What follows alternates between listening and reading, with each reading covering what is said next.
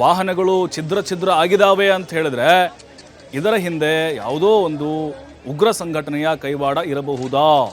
ಯಾಕಂತ ಹೇಳಿದ್ರೆ ಯಾಕೆ ಈ ಅನುಮಾನಗಳು ಅಂತ ಹೇಳಿದ್ರೆ ಜಮ್ಮು ಕಾಶ್ಮೀರ ಪೊಲೀಸರು ದೆಹಲಿಯ ಸುತ್ತಮುತ್ತಲೇ ಹಲವು ಈ ವಿಧ್ವಂಸಕ ಕೃತ್ಯಗಳಿಗೆ ಬಳಸುವಂತಹ ವೆಪನ್ಸ್ಗಳಾಗಿರ್ಬೋದು, ಜೊತೆಗೆ ಸ್ಫೋಟಕಗಳನ್ನು ವಶಪಡಿಸಿಕೊಂಡಿದ್ದಾರೆ. ಸುಮಾರು 2,500 kgಯಷ್ಟು. ಜೊತೆಗೆ ಗುಜರಾತ್ನ ಪೊಲೀಸರು ಕೂಡ 3 ಉಗ್ರರನ್ನ ಬಂಧಿಸಿದ್ದಾರೆ. ಅವರು ಕೂಡ ಅಷ್ಟೇ ದೆಹಲಿ, ಗುಜರಾತ್ ಬೇರೆ ಬೇರೆ ಕಡೆ ಬಾಂಬ್ ಬ್ಲಾಸ್ಟ್ ಮಾಡಬೇಕು ಅಂತ ಪ್ಲಾನ್ ಹಾಕ್ಕೊಂಡಿದ್ರಂತೆ. ಪೊಲೀಸರ ತನಿಖೆ ವೇಳೆ ಗೊತ್ತಾಗಿರೋದು. ಹಾಗಾಗಿ ಅವರದ್ದೇನಾದರೂ ಇಲ್ಲಿ ಕೃತ್ಯಗಳು ಅಂದರೆ ಅವರ ಒಂದು ಕೈವಾಡ ಇರಬಹುದಾ?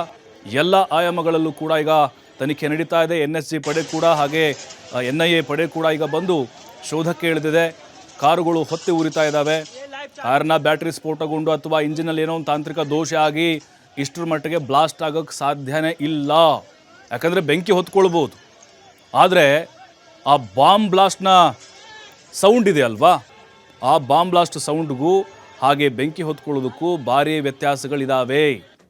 ಯಾಕಂದರೆ ಅಲ್ಲಿ ಸ್ಥಳೀಯರು ಹೇಳೋ ಪ್ರಕಾರ ಅವ್ರಿಗೆ ಬಾಂಬ್ ಬ್ಲಾಸ್ಟ್ ಆಗಿರುವಂತಹ ಶಬ್ದ ಕೇಳಿಸಿದೆ. ಅಂದರೆ ಆ ಒಂದು ಮಾದರಿಲಿತ್ತು ಅಂತೇಳಿ ಹೇಳ್ತಾ ಇದ್ದಾರೆ ಅವರು. ಪುಲ್ವಾಮಾದಲ್ಲೂ ಮಾರುತಿ ಇಕೋ ಕಾರ್ ಸ್ಫೋಟ ಆಗಿತ್ತು. ನಿಮಗೆ ನೆನಪಿರಲಿ, 2019ರಲ್ಲಿ ಕೆಂಪುಕೋಟೆ ಬಳಿಯೂ ಇಕೋ ಕಾರ್ ಸ್ಫೋಟ ಆಗಿದೆ. ಭಾರಿ ಅನುಮಾನ ಮೂಡಿಸ್ತಾ ಇದೆ ಈ ಕಾರುಗಳ ಸ್ಫೋಟ. ಮಾರುತಿ ಇಕೋ ಕಾರು ಪುಲ್ವಾಮಾದಲ್ಲಿ ಅವತ್ತು, ಈಗ ಅದೇ ಮಾದರಿಯಲ್ಲಿ ಕಾರು ಸ್ಫೋಟ ಆಗಿದೆ. ಅಂದರೆ ಆತ್ಮಹತ್ಯಾ ದಾಳಿ ಏನಿತ್ತು, ಆ ಉಗ್ರ ಆ ಕಾರನ್ನ ಓಡಿಸ್ಕೊಂಡು ಬಂದಿದ್ದ, ಡ್ಯಾಶನ್ನು ಹೊಡೆದಿದ್ದ, ಏಕಾಏಕಿ ಬ್ಲಾಸ್ಟ್ ಆಗಿತ್ತು.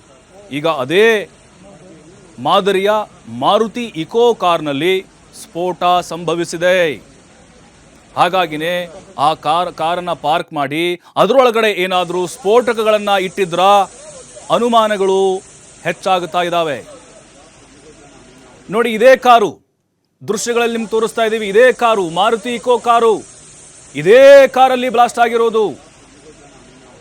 ಈಗ ಅಲ್ಲಿ ಸಿಕ್ಕಿರುವಂತಹ ವಸ್ತುಗಳನ್ನು ಕೂಡ ಪೊಲೀಸರು ಕಲೆ ಹಾಕ್ತಾ ಇದ್ದಾರೆ.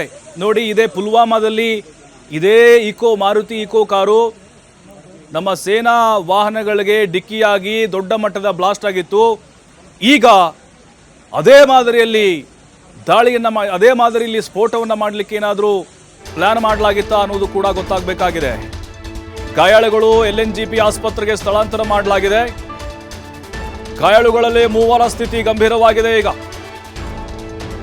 ದೇಶದ ಎಲ್ಲ ರಾಜಧಾನಿಗಳಲ್ಲಿ ಕಟ್ಟೆಚ್ಚರವನ್ನ ವಹಿಸಲಾಗ್ತಾ ಇದೆ.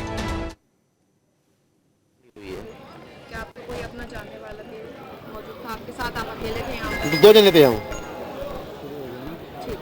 हाँ जी, हेलो। इनके लिए मेरा लोडिंग का काम था। गाड़ी मैंने अभी नई ली है, इलेक्ट्रिक गाड़ी है, लोडिंग वाली 4 पहियों की गाड़ी है। अभी भी आगे खड़ी हुई है। मेरी गाड़ी के भी बम्पर वगैरह सब टूट गए हैं।